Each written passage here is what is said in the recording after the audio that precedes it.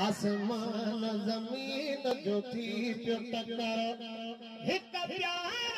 जो कंदे प्यारा ज़िक्र आसमान ज़मीन जो थी पियो टकर आसमान ज़मीन जो थी पियो टकर हिक प्यार जो कंदे प्यारा ज़िक्र आसमान ज़मीन जो थी पियो टकर आसमान कयुस्मां तो खम थे केॾी कोशिश कर पुॼंदी न हिते आसमान कयुस्मां तो खम थे केॾी कोशिश कर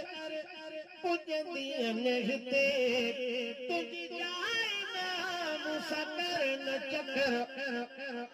आसमान ज़मीन जो थी पियो टकर हिक प्यार जो कंदे प्यारा ज़िक्र आसमान ज़मीन जो थी पियो टकर चयो धरतीअ मुंह में जबल वॾा चयो धरतीअ मुंह में जबल वॾा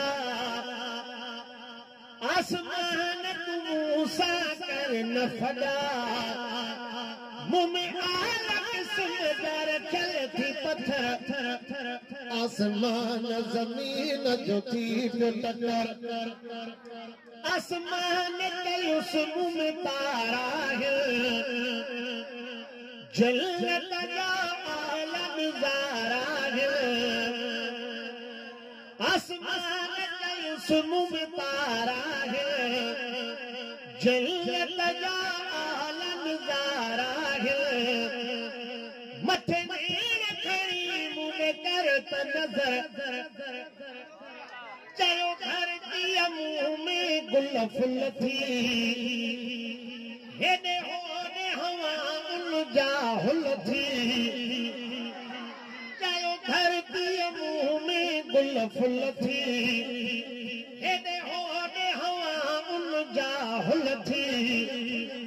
रब मुंह में रखिया थी रखर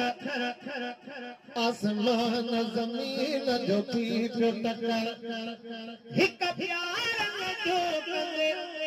प्यारा ज़िक्र आसमान ज़मीन जो थी पियो टकर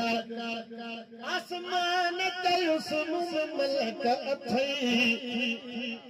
रुब नूरन जी हित झलक अथई आया मौजुल में नहे लोड लहर सुभान अल्लाह तकर सुनो नारे तकबीर शाने मोहम्मद मुस्तफा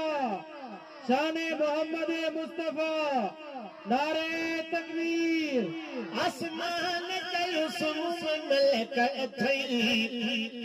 रुब नूरन जी हित झलक अथई आया मौजुल में नहे लोड लहर सुभान अल्लाह कर चयो धरतीअ मुंह में मोहम्मद नारे तकबीर अज़मत मोहम्मद मुस्तफा शान मोहम्मद मुस्तफा किरदार मोहम्मद मुस्तफा नारे तकबीर चयो धरतीअ मुंह में मोहम्मद जेको आका अरबी अहमद असां हीरन जो आछाम छपर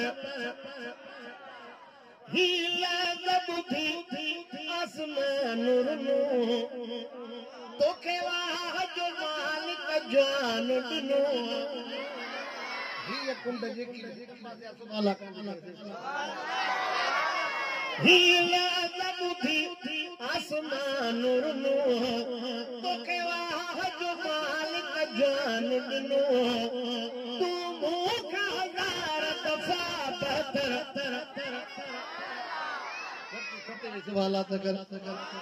आसमान ज़मीन जो थी पियो टकर रोई अर्ज़ कयो आसमान अदा मथे मुरसल खुदा